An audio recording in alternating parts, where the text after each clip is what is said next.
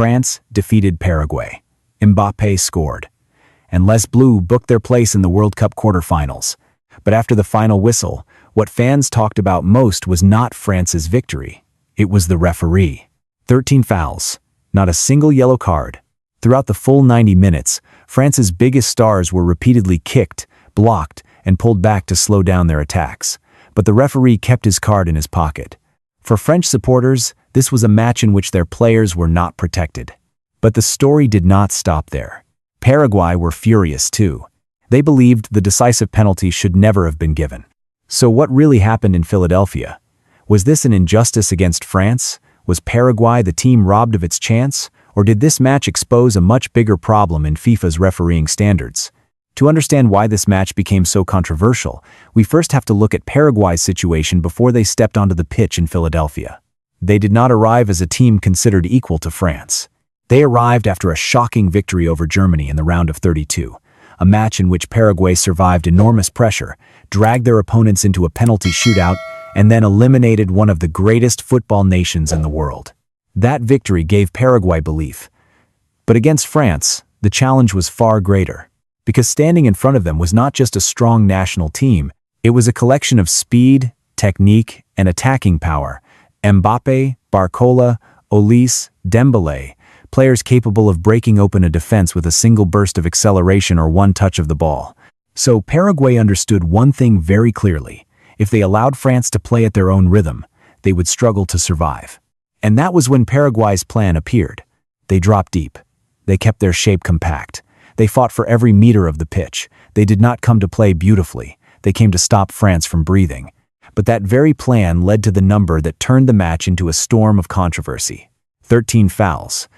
Not a single yellow card. Looking only at the figure of 13 fouls, some might say this was not necessarily too unusual for a World Cup knockout match. Elimination games are always tense, always physical, and always include fouls designed to stop opponents from launching counterattacks. But the problem in France against Paraguay was not the number on its own. The problem was how those fouls kept repeating, kept escalating, and came with almost no price to pay. When one team repeatedly breaks up attacking rhythm, repeatedly closes down the opponent's most dangerous players, but receives no warning at all, the nature of the match begins to change. It is no longer just aggressive defending. It becomes a test of the limits. The harder Paraguay played, the quieter the referee remained. And when the first yellow card never appeared, the message on the pitch became very clear. They could keep going. And this is the point that makes the story more complicated. Were Paraguay playing dirty, or were they simply doing what every weaker team is forced to do against a superior opponent? Because from a tactical perspective, Paraguay's plan was not difficult to understand. They knew they could not go toe-to-toe with France. They knew that if Mbappé, Barcola, Olise, or Dembélé were given space to accelerate, the match could be over very quickly. So they chose to drag the game into the environment they wanted, slower, more physical, and full of more duels. In knockout football, that is not unusual. A team considered weaker often has to break the rhythm, commit tactical fouls, and do everything possible to make the opponent uncomfortable. But the line between pragmatism and dirty play is always very thin. One foul to stop a counterattack can be tactical. But when those collisions keep happening again and again, when France's creative players are repeatedly disrupted, and when the referee does not set a limit with a yellow card, that tactic begins to change shape. Paraguay may not have entered the match with the intention of hurting anyone, but they certainly realized that the referee was allowing them to play harder than usual. And once the limit is not drawn, players will redraw that limit themselves in whatever way benefits them most. And the player who felt that shifting limit most clearly was Kylian Mbappé. In every defensive plan against France, Mbappé is almost always the first name that must be controlled. Not only because he is the captain, not only because he is the biggest star, but because with just one moment of freedom, Mbappé can turn an ordinary pass into a goal-scoring chance. Paraguay understood that. So, they did not just defend against Mbappé. They tried to break his rhythm from the very starting point. Every time Mbappé prepared to accelerate, a player closed him down. Every time he received the ball facing the goal, there was contact. Every time France tried to pull the match back to their own speed, Paraguay dragged it down with bodies, with challenges, with small but constant fouls. The most infuriating moment came after the goal. After Mbappé had scored the penalty, Juan José Caceres made contact in a way many people saw as an act of retaliation against the France captain.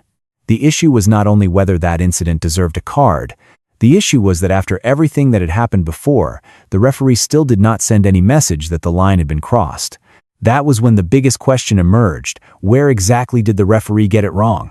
His mistake was not limited to one specific incident. It was in the way he allowed the entire rhythm of the match to slip out of his control.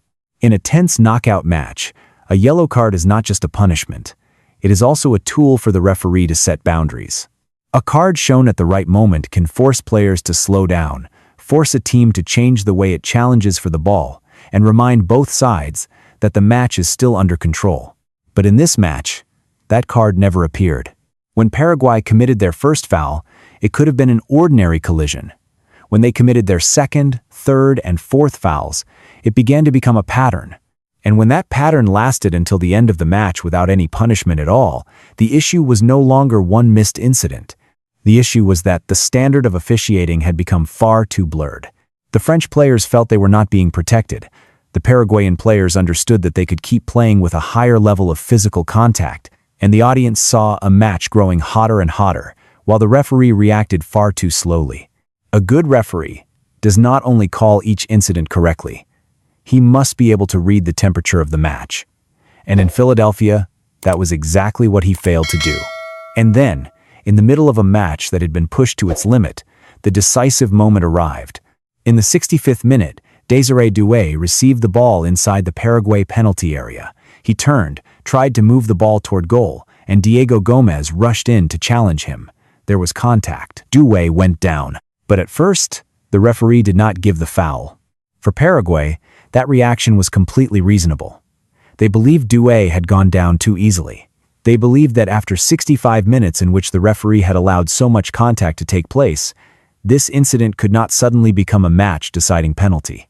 But VAR intervened. The referee was called to the monitor. He watched the incident again, and after a few moments he pointed to the penalty spot. Mbappé stepped up. He scored. France went ahead. And from that moment, the entire match changed direction. For France, this was delayed justice after a series of fouls that had gone unpunished. But for Paraguay, this was the moment they felt all their defensive effort had been wiped away by a controversial decision. What matters is not only whether the penalty was right or wrong. What matters is that in a match where the standard for contact had been loosened for more than an hour, the strictest decision appeared at the most important moment. And that is why, after the match, the strangest thing was not that one side was angry. The strange thing was that both sides left the pitch feeling that they were the real victim. For France, the story was very clear. They won, but they did not feel protected. They saw Mbappé being targeted, their attacking players repeatedly having their rhythm broken, and a Paraguay team committing foul after foul without receiving a single yellow card. For them, this was not just an uncomfortable match. It was a sign that the referee had allowed the opponent to go beyond the limit. But for Paraguay, the feeling of injustice was just as real. They had defended all match, endured enormous pressure, kept their hopes of survival alive until the 65th minute, and then were knocked down by a penalty they believed was too harsh. In their eyes, if the referee had allowed contact throughout the entire match, then the incident involving Doué should not have been the moment that decided their fate. One team won, but was furious. One team lost, but felt robbed of its chance. And when both sides believe the referee has harmed them, the problem is no longer about a single whistle. The problem is trust. And this was when VAR moved to the center of the debate. In theory, VAR exists to correct clear mistakes. If the referee misses a foul inside the penalty area, VAR has the right to intervene. If the footage shows enough contact for a foul to be given, changing the decision can be seen as reasonable. But the problem with this match was that VAR could only deal with one moment. It could not deal with the feeling of injustice that had built up over the 65 minutes before that. VAR could review the incident in which Doué went down inside the penalty area, but VAR could not go back and set the limit for the fouls that came before it. VAR could not replace the referee in controlling the rhythm of the match. VAR also could not calm the feeling that the standard for contact was being applied inconsistently.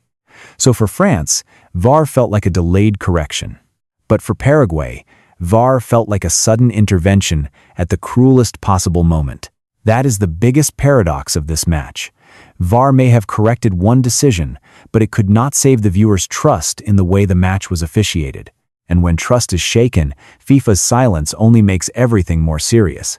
Because this is no longer just the story of one penalty, one yellow card that was never shown, or one foul on Mbappé. This is the story of how a World Cup knockout match is controlled, judged, and explained after controversy erupts.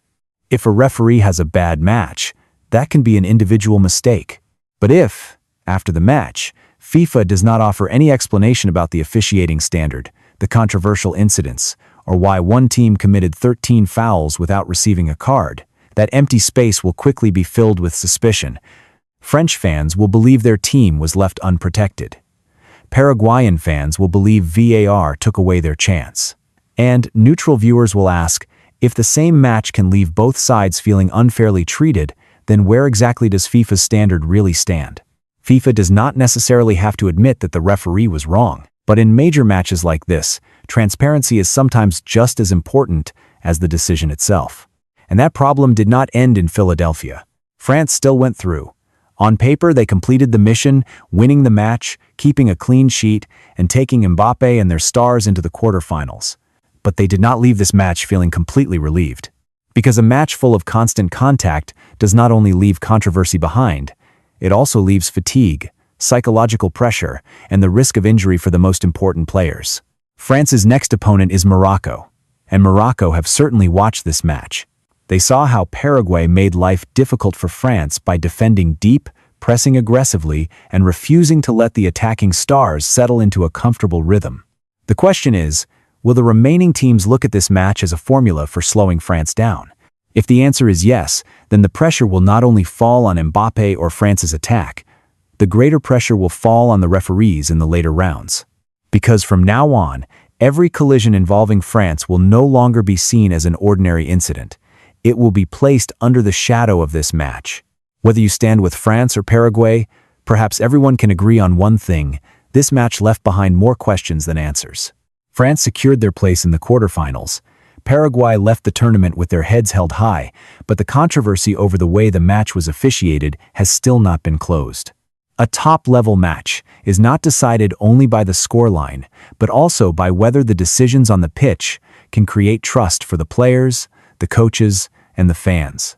In your opinion, did the referee handle this match correctly? Should Paraguay have received a yellow card earlier? And was the penalty awarded to France truly the right decision? Share your thoughts in the comments. I really want to read your perspectives. If you enjoy in-depth videos about the World Cup, tactics, and major football controversies, do not forget to subscribe to the channel and turn on notifications so you will not miss the next videos. Thank you for watching.